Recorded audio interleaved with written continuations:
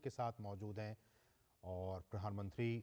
हाथ हिलाकर सभी का अभिवादन स्वीकार करते हुए सड़क के दोनों ही तरफ झारखंड की राजधानी रांची है। आप देख सकते हैं इन तस्वीरों में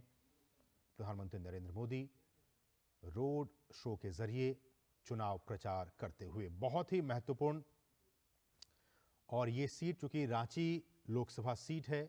और हम आपको इस रोड शो के जरिए और इसके बैकग्राउंड में हम आपको ये जानकारी दे दें कि झारखंड की जो ये रांची लोकसभा सीट है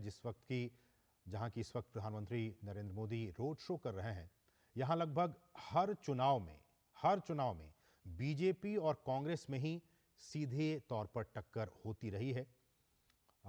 2014 की बात की जाए जब प्रधानमंत्री पहली बार प्रधानमंत्री बने, फिर 2019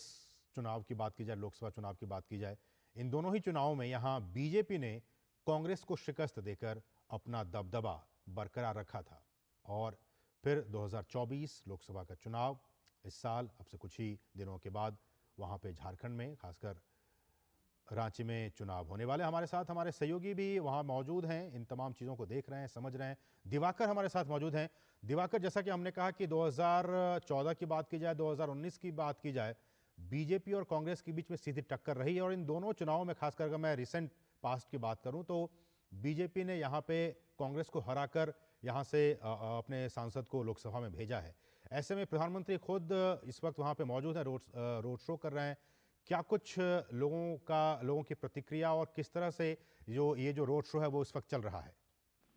देखिए, निश्चित तौर पर इस रोड शो को लेकर खासा उत्साह झारखंड के लोगों में है, क्योंकि झारखंड में जो चुनाव है वो चौथे चरण, पांचवें चरण, छठे चरण और सातवें चरण में हो रहा है। और जहां प्रधानमंत्री का ये रोड शो हो रहा है, ये राजधानी रांची है और यहाँ पर छठे चरण में चुनाव होना है रांची संसदीय क्षेत्र में। अब हम थोड़ी सी बात करें कि किस तरीके से प्रधानमंत्री का ये रैली आगे बढ़ता जा रहा है और ये जो रोड शो हो रहा है ये एकदम रांची के हृदय में बसा हुआ भारत माता चौक है और यहाँ से रातू रोड तक ये रोड शो प्रधानमंत्री का होना है। जो आप देख रहे हैं कि खुली जीप में प्रधानमंत्री अपने कमल के निशान के साथ हाथ में लिए हुए लोगों का अभिवादन स्वीकार कर रहे हैं और धीरे धीरे जो उनका कारवां है वो आगे बढ़ता जा रहा है और लगातार लोगों की तरफ से प्रधानमंत्री की जयकारे और फूल की बारिश लगातार दोनों तरफ, सड़कों की दोनों तरफ लोगों का हुजूम उमड़ पड़ा है। भीषण गर्मी और हीट वेव होने के बावजूद जिस तरीके से दोपहर के बाद से ही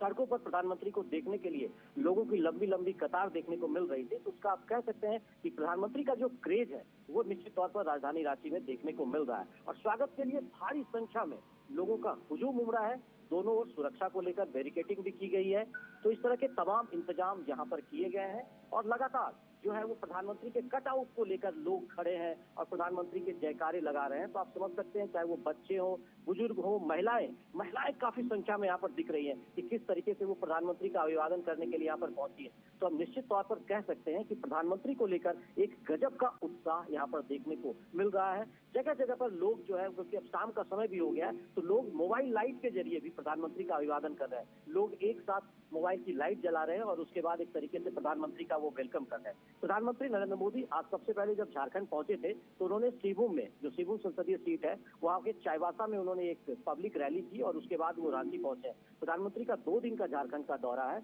और वो रात में आज यही राजभवन में जो हम कह सकते हैं प्रवास करेंगे और उसके बाद कल जो चौथे चरण में जिन 2 सीटों पर चुनाव होना है, पलामू और लोहरदगा, वहां पर भी कल एक जनसभा को संबोधित करेंगे। पहले प्रधानमंत्री पलामू पहुंचेंगे और उसके बाद फिर वो लोहरदगा संसदीय क्षेत्र का जो इलाका है वो गुमला जिला में भी पड़ता है, तो गुमला जिले के सिसई में भी प्रधानमंत्री एक जनसभा को संबोधित करेंगे। तो आप समझ सकते हैं कि प्रधानमंत्री जो चौथे चरण में झारखंड की 4 सीटों पर चुनाव हो रहा है, चाईबासा, पलामू, लोहरदगा और खूंटी, उसको एक तरीके से इस 2 दिनों के दौरे के जरिए चारों कंस्टिट्यूएंसी को उन्होंने एक तरीके से टैकल किया है और यहाँ के जो लोग हैं उन पर अपनी बात पहुंचाई कि किस तरह से प्रधानमंत्री नरेंद्र मोदी ने जो विकास के वादे किए थे, जो मोदी की गारंटी है, उसका एक विश्वास पैदा करने की कोशिश उन्होंने रोड शो के जरिए और यहाँ पर जो आज उन्होंने जनसभा सिंहभूम में किया है उसके जरिए भी उन्होंने करने की कोशिश की है। जी दिवाकर, चूंकि हम इस रोड शो के जरिए या फिर जब प्रधानमंत्री जब किसी लोकसभा क्षेत्र में जाते हैं चुनावी सभा को संबोधित करने के लिए और हम जब अपने सहयोगियों से बात करते हैं तो उस सीट का जो समीकरण क्या है,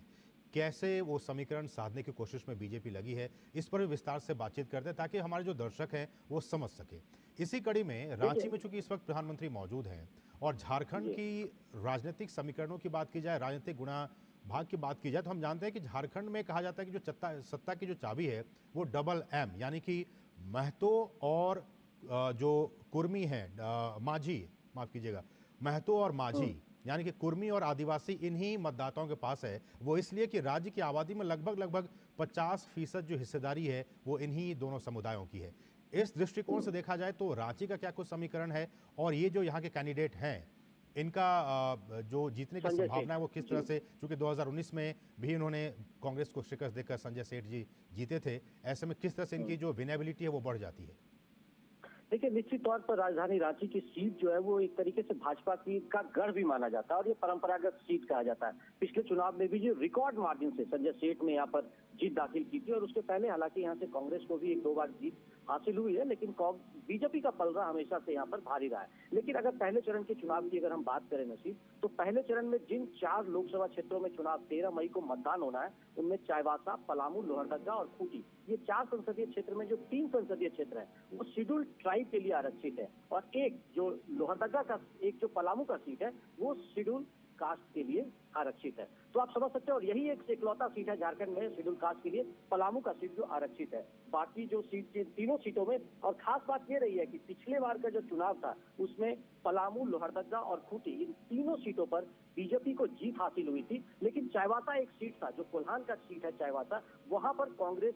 जीतने में सफल हुई थी। लेकिन इस बार एक दिलचस्प बात यह है कि चाईबासा में जिन्होंने पिछली बार हाथ खिलाया था, उन्होंने इस बार बीजेपी का दामन थाम लिया है, गीता कोड़ा ने, और इस बार वो कमल खिलाने की कोशिश में वहां पर लगी हुई है। और प्रधानमंत्री ने आज सेगू में देख रहे थे कि किस तरीके से उन्होंने हुंकार भरी है, और उसके बाद अपोजिशन पर तो उन्होंने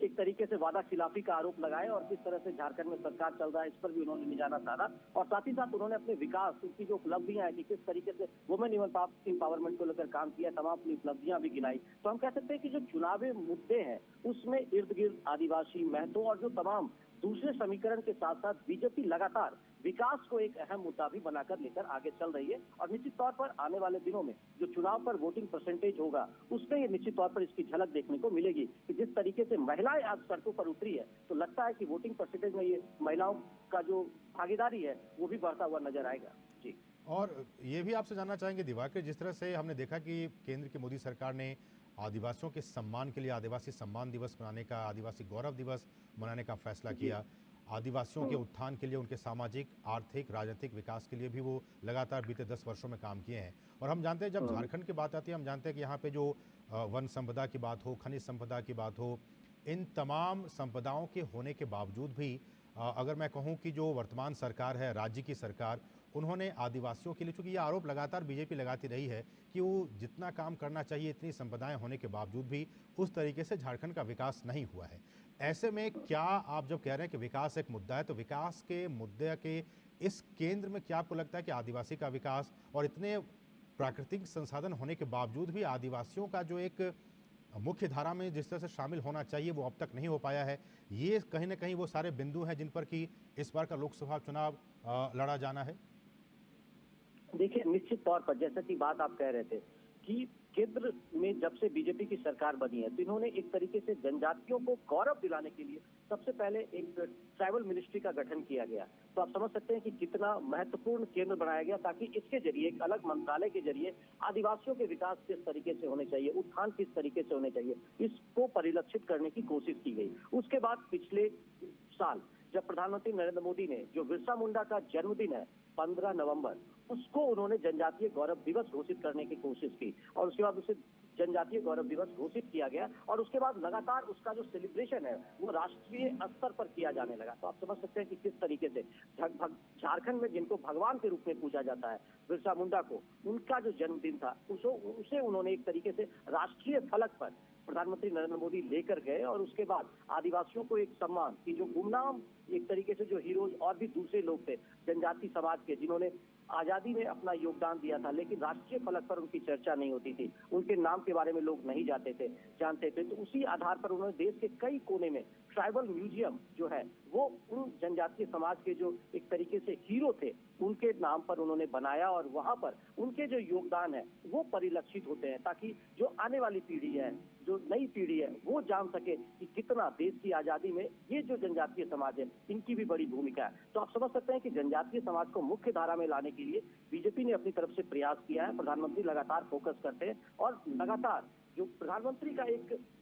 फोकस होता था नरेंद्र मोदी का कि किस तरीके से वो झारखंड जैसे जो राज्य हैं, पूर्वोत्तर इलाके के जो राज्य हैं, वो जो विकास की गाथा में पीछे रह गए हैं, वहां पर उन्हें किस तरीके से विकास की किरण वहां पर पहुंचाई जाए और उन्हें मुख्य धारा में लाया जाए। तो लगातार उसकी फलक दिख भी रही है, और चुनाव में निश्चित तौर पर ये एक मुद्दा यहाँ पर होगा। और देखिएगा, प्रधानमंत्री नरेंद्र मोदी जब आज सीमू में भी बोल रहे थे तो उन्होंने विकास को एक अहम मुद्दा बताया, और जब कल वो पलामू और लोहरदगा पहुंचेंगे तो निश्चित तौर पर जनजातीय समाज के लिए उनके द्वारा जो किए गए कार्य हैं, और दूसरे समाज और झारखंड में जो नक्सलवाद का उन्मूलन हुआ है उसको किस तरीके से केंद्र सरकार ने उस पर कंट्रोल किया है, ये तमाम मुद्दे निश्चित तौर पर चुनाव में आने वाले दिनों में एक अहम मुद्दा होगा। बिल्कुल। और ऐसे में हमें याद है कि जब बीते दिनों संजय सेठ अपना नामांकन पत्र दाखिल करने गए थे और उस दौरान उनके साथ पुष्कर सिंह धामी भी थे, जो कि उत्तराखंड के मुख्यमंत्री हैं। उन्होंने कहा था उस दौरान संवाददाताओं को भी और वहाँ मौजूद लोगों को भी कि देखिए, आज़ादी के बाद जिसने कि 70 साल तक कांग्रेस ने शासन किया, उसने आदिवासियों पर, जनजातियों पर बिल्कुल भी ध्यान नहीं दिया। लेकिन बीजेपी और मोदी जी ही हैं जो कि हर वर्ग के लिए सोचते हैं। तो मुझे लगता है कि अब इस तरह की बातें कि बीते 60-70 सालों में कांग्रेस ने कुछ नहीं किया और बीते 10 सालों में आदिवासियों के लिए, जनजातियों के लिए जो काम किया गया वो हमारे आपके सामने है। मुझे लगता है ये सारी बातें कहीं ना कहीं जो वोटर्स हैं झारखंड के, खासकर आदिवासी, हमने कहा कि जो अच्छी खासी आबादी है, उन तक वो बातें पहुंचती हैं, पहुंच रही होंगी। और जब वोटिंग का टाइम होगा उस वक्त और नतीजों में भी ये सारी चीज़ें परिलक्षित हो सकती हैं। देखिए, निश्चित तौर पर जनजातीय समाज जो है वो हमेशा से ये मानता रहा है, और ये चीज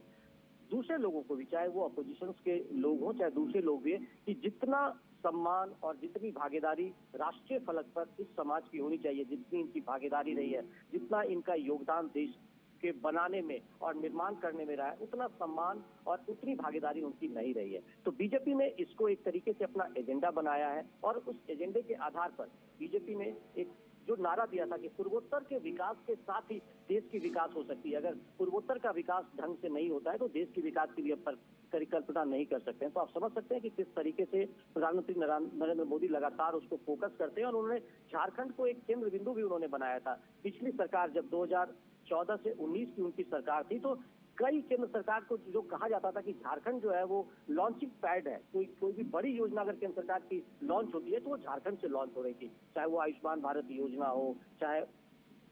कई अन्य योजनाएं हो, तो तमाम तरह की योजनाएं यहाँ से लॉन्च होती है। तो आप समझ सकते हैं कि किस तरीके से उन्होंने झारखंड को केंद्र बिंदु बनाया था। तो निश्चित कहीं ना कहीं प्रधानमंत्री नरेंद्र मोदी के मन में ये बात रहा होगा कि आदिवासियों का विकास जितना होना चाहिए था वो विकास नहीं हुआ है, इसलिए आदिवासियों का विकास, महिलाओं की सशक्तिकरण को लेकर लगातार प्रयास किए गए, और उसको फोकस कर कई योजनाएं नरेंद्र मोदी ने शुरू की थी। जी, ऐसे में चूंकि मुकाबला रांची में है, चूंकि प्रधानमंत्री इस वक्त रांची में है दिवाकर, और रांची जी, अगर लोकसभा सीट की बात की जाए तो मुझे याद है, चूंकि मैं फिर से एक बार पुष्कर सिंह धामी की उन बातों को रिकॉल करना चाहूँगा जब वो थे वहाँ पे जी। नामांकन के दौरान। उन्होंने कहा था कि देखिए, उन्हें पता चला कि जो इनके खिलाफ, संजय सेठ के खिलाफ जो कांग्रेस के जो व्यक्ति खड़े हुए हैं, वो कांग्रेस काल में हुए कोयला घोटाले में उनके हाथ काले हुए थे, और उसी परिवार का उम्मीदवार रांची लोकसभा सीट से भाजपा प्रत्याशी के खिलाफ खड़ा है। ऐसे में जो जीत है वो तो बिल्कुल तय है संजय सेठ जी का। देखिए, निश्चित तौर पर इस तरह के आरोप प्रत्यारोप और जुबानी जंग, क्योंकि 13 मई को अब यहाँ मतदान होना है, तो निश्चित तौर पर इस तरह के जुबानी जंग यहाँ पर शुरू हो गए। और जो नसीब आप बात कर रहे हैं, निश्चित तौर पर क्योंकि सुबोध कांत सहाय इस बार चुनाव में वो केंद्रीय मंत्री भी कांग्रेस के कोटे से, कांग्रेस जब यहाँ जीती थी तो वो केंद्रीय मंत्री भी रहे थे, तो लेकिन सुबोध कांत सहाय को इस बार टिकट नहीं मिलकर उसकी जगह पर उनकी बेटी को इस बार यहाँ पर कांग्रेस ने अपना उम्मीदवार बनाया है। वो एक तरीके से नए चेहरे हैं, पहली बार वो चुनाव लड़ रही हैं। तो ऐसे में लगातार ये कहा जा रहा है कि संजय सेठ का पलड़ा उस हिसाब से काफी भारी है, क्योंकि उन्होंने जिस तरीके से, संजय सेठ भी लगातार ये बात कर रहे हैं कि विकास, उनके क्षेत्र में विकास हुआ है, वो विकास के दावे को लेकर लगातार लोगों से संवाद कर रहे हैं, अपनी बात रख रहे हैं। और कांग्रेस ने एक चीज और, रांची में जब उनका जो कह सकते हैं प्रत्याशी की घोषणा, इंडी गठबंधन की प्रत्याशी की जो घोषणा थी रांची में, वो एकदम आखिरी वक्त में आकर होती है, जबकि बीजेपी ने अपने प्रत्याशियों की घोषणा और करीब 2 महीना पहले ही कर दिया था। तो एक तरीके से ये भी एक मुकाबले का एक जो हम कह सकते हैं कि बिंदु हो सकता है कि लगातार 2 महीने से जो संजय सेठ है वो संवाद की स्थिति में थे, वो लगातार अपने जो उनके हम कह सकते हैं लगातार वो प्रखंड में, ब्लॉक में, लगातार सब जगह ग्रामीण इलाकों में जाकर लगातार लोगों से संवाद कर रहे थे, अपनी बात रख रहे थे कि किस तरीके से उन्होंने 5 सालों में रांची को एक राजधानी बनाने की कोशिश की है, कि किस तरीके से राजधानी एक और बड़ी बात है कि राजधानी बने हुए करीब 24 साल हो गए हैं रांची को, लेकिन अभी तक यहाँ पर कोई फ्लाईओवर नहीं था, लेकिन वो फ्लाईओवर बनता हुआ यहाँ पर दिखता है। तो इस तरह के तमाम जो दावे हैं वो संजय सेठ की ओर से किए जा रहे हैं कि उनके प्रयासों से ये सब परिलक्षित हुआ है। तो इस तरह के दावे किए जा रहे हैं और लगातार वो लोगों के बीच संपर्क करने की कोशिश कर रहे हैं कि रांची को उन्होंने संवारने की कोशिश की है, एक राजधानी बनाने की कोशिश की है, और जनता उन्हें अगर और मौका देती है अगले 4-5 सालों के लिए, तो निश्चित तौर पर राजधानी का शक्ल जो होगा वो बदलेगा और रांची एक खूबसूरत शहर के रूप में उभर कर सामने आएगा। तो ये दावे इनकी तरफ से की जा रही है। हालांकि कांग्रेस के जो प्रत्याशी हैं उनके भी दावे हैं कि संजय सेठ की ओर से कुछ नहीं किया गया। तो ये अभी चुनाव में देखने को मिलेगा, लेकिन जनता निश्चित तौर पर ये देखती भी है, सुनती भी है और समझती भी है कि उसे क्या करना है, उनके लिए कौन उपयुक्त कैंडिडेट हो सकता है, कौन राजधानी रांची को संवार रहा है या आने वाले दिनों में संवारेगा। तो जनता अब इतनी परिपक्व हो चुकी है कि वो चीजों को समझती भी है, देखती भी है और उस आधार पर वो निर्णय लेती है। तो फिलहाल यह कह पाना मुश्किल होगा कि किसका, लेकिन जिस स्थिति से संवाद का सिलसिला चल रहा है और जिस तरीके से संजय सेठ अपनी कम्युनिकेशन कर रहे हैं और दावे कर रहे हैं, उससे थोड़ा लगता है कि उनका पलड़ा राजधानी रांची की सीट पर भारी नजर आ रहा है। नसीब, बिल्कुल बिल्कुल बिल्कुल, आप सही कह रहे हैं कि पलड़ा जो है वो भारी नज़र आ रहा है, लेकिन आखिरकार क्या कुछ नतीजे आते हैं वो तो हमें 4 जून को ही पता चल पाएगा। बहरहाल आप हमारे साथ बने रहिए। दिवाकर हमारे साथ, हमारे एक और सहयोगी धीरज भी इस पूरे कार्यक्रम को कवर कर रहे हैं। प्रधानमंत्री के रोड शो में इस वक्त वो मौजूद भी हैं। धीरज, किस तरह की जो जो प्रतिक्रियाएं हैं आपको मिल रही हैं, किस तरह का उत्साह और जोश का माहौल इस वक्त आप रांची की सड़कों पर देख पा रहे हैं? देखिए, बिल्कुल आपने सही कहा। करीब 7 बजे से प्रधानमंत्री को जो भारत माता चौक है, जो रांची का सुप्रसिद्ध चौक है, यहाँ पे प्रधानमंत्री के आगमन के लिए लगभग 5 बजे से 4:30 बजे से यहाँ की जो जनता थी वो तैयार खड़ी थी। और जैसा कि आप तस्वीर में देख रहे हैं कि दोनों तरफ से जो यहाँ की जो स्थानीय महिलाएं हैं, बुजुर्ग हैं, नौजवान हैं, जोश के साथ प्रधानमंत्री की एक ललक पाने को बेताब लगभग 2 से 3 घंटे पहले से दोनों तरफ सड़क के किनारे खड़े रहे। और जब एक प्रधानमंत्री का आगमन होता है तो एक जो आभा मंडल में एक तरीके का जो रौनक है वो देखते बनती थी कि किस तरीके से जो महिलाएं झूम रही थी, बच्चे झूम रहे थे, और खास करके यहाँ के जो कलाकार थे, कलाकार का भी जो प्रदर्शन था वो देखने के लायक था। और अभी आप देख रहे हैं कि किस तरीके से अगर रांची शहर की हम बात की जाए तो रांची शहर और इसके अलावा जो यहाँ के आदिवासी इलाके, और जैसा कि हम सभी जानते हैं कि जो प्रधानमंत्री की जो प्राथमिकताओं में आदिवासियों का विकास रहा है, चाहे वो बार बार अपनी यात्राओं में भी कहते हैं कि किस तरीके से जो आदिवासी जो पिछड़े इलाकों में रहते हैं वहां तक मूलभूत सुविधाएं पहुंचे, उनके जो उपज का जो लाभ है उनको उनकी उपज का लाभ मिले, उनके लिए आवास योजना से उनके लिए घर का निर्माण हो, और सबसे महत्वपूर्ण है कि वो मुख्य धारा का हिस्सा बने। तो आदिवासियों का विकास प्रधानमंत्री की प्राथमिकता में शामिल रहा है, इसलिए काफी संख्या में हर वर्ग के लोग प्रधानमंत्री के आगमन के लिए आतुर थे। और प्रधानमंत्री के आगमन से 2-3 घंटे पहले ही यहाँ पर तैयार खड़े थे। और जहाँ तक यहाँ के प्रत्याशियों की बात की जा रही है, यहाँ के जो प्रत्याशी हैं संजय सेठ, जिन्हें की 2019 में ही लोकसभा का चुनाव जिन्हें जीतने का मौका मिला, और जो सबसे अहम जो पहलू है कि संजय सेठ जो रांची के खादी ग्रामोद्योग क्षेत्र से जुड़े हुए कार्यकर्ता रहे हैं, और हम सभी जानते हैं कि खादी की पहुंच प्रधानमंत्री का जो पीएम बनने के बाद खादी की पहुंच कैसे गांव-गांव तक पहुंची है, इन चीजों को भी हमने देखा है। तो एक तरीके से कहा जा सकता है, और संजय सेठ खादी ग्रामोद्योग से जुड़े रहे हैं, तो माना ऐसा जा रहा है कि जो संजय सेठ की पहुंच रांची के हर घर तक है, क्योंकि खादी यहाँ घर घर में फैला हुआ है। तो इसका फायदा संजय सेठ को जरूर एक बार मिल सकता है। और जहां तक विकास की बात हो, सड़क के किनारे जैसे कि हम देख रहे हैं कि किस तरीके से बीते 5 साल में जो रांची का विकास, रांची को हमने विकसित होते देखा है, वो चीज भी आप देख सकते हैं कि किस तरीके से अच्छी सड़कें आपको देखने को मिल जाएगी रांची में। और इसके अलावा जो ट्रैफिक की सुविधा, हालांकि थोड़ी सी समस्या है ट्रैफिक की शहर में, उसके बावजूद भी ट्रैफिक को नियंत्रण करने के लिए जिस तरीके से फ्लाईओवर का निर्माण हो रहा है और बहुत जगह किया जा रहा है, तो रांची को लोगों ने बदलते देखा है, रांची को लोगों ने विकसित होते देखा है। तो इसका प्रभाव जरूर संजय सेठ को मिल सकता है। हालांकि चुनाव की बात करें तो चुनाव तो आंकड़ों का खेल है जी। चुनाव के वक्त में किस प्रत्याशी को किस मुद्दे पर मदद मिल जाए ये कहना मुश्किल होता है। और जिस तरीके से कांग्रेस का जो विपक्षी जो प्रत्याशी हैं, विपक्षी प्रत्याशी जिस तरीके से ये बता रहे हैं कि जो रांची का विकास नहीं हुआ है, तो ये कहा जा सकता है कि जब तक मतदान नहीं होता है दोनों प्रत्याशियों के अपने दावे प्रति दावे चलते रहेंगे। और इस वक्त आप देख सकते हैं कि किस तरीके से प्रधानमंत्री की जो रैली है वो बढ़ती जा रही है। और ये 1.5 किलोमीटर का जो ये कारवां है, 1.5 किलोमीटर का ये कारवां राजभवन से पहले ये खत्म होगा। और हम देख सकते हैं कि दोनों तरफ से आम लोगों का जो आम जनता का जनसैलाब फैला हुआ है। जी धीरज, चूंकि आप बिहार से संबंध रखते हैं और बिहार से सटा हुआ राज्य झारखंड है, झारखंड में अगले कुछ चरणों में वहां पे लोकसभा के चुनाव होने वाले हैं, और यही सवाल मैं दिवाकर से भी पूछ रहा था, वही आपसे भी जानना चाहूँगा कि पिछले चुनाव में भी हमने देखा और इस चुनाव में भी झारखंड के सत्ता के और झारखंड की सियासत की बात की जाए धीरज, तो यहाँ पे जो चाबी है वो डबल एम कहते हैं, जिसको कि महतो और माझी, यानी कि कुर्मी और जो आदिवासी जो माझी हैं उनके ही पास सत्ता की चाबी है। और इन दोनों ही समुदायों की जो आबादी है वो राज्य की जनसंख्या में लगभग 50% हिस्सेदारी है। लगभग आदिवासियों के 27% और कुर्मी जो हैं वो 25% के आसपास हैं। और इन्हीं दोनों समुदायों को अपने अपने पाले में रिझाने के लिए तमाम जो पार्टियां हैं वो लगी हुई रहती हैं। ऐसे में बाकी सीटों के बारे में आपसे बाद में जानूंगा, लेकिन अगर रांची की बात की जाए, झारखंड की राजधानी है, यहाँ पे किस तरह के जातिगत समीकरण है जिनको कि साधने की कोशिश भाजपा भी कर रही है और बाकी पार्टियां भी जो कर रही हैं वो कर रही हैं? देखिए, जो सवाल आपने किया है, जो शहरी वोटर होता है, शहरी वोटर का जो मिजाज होता है वो ग्रामीण वोटर से उनका मिजाज अलग होता है। आप रांची शहर की जो आबादी है और रांची शहर के जो वोटर हैं, उन वोटर को सीधे तौर पे आप आदिवासी के तौर पे नहीं गिन सकते हैं, उनको सीधी आप जातिगत तौर पर नहीं देख सकते, क्योंकि ये जो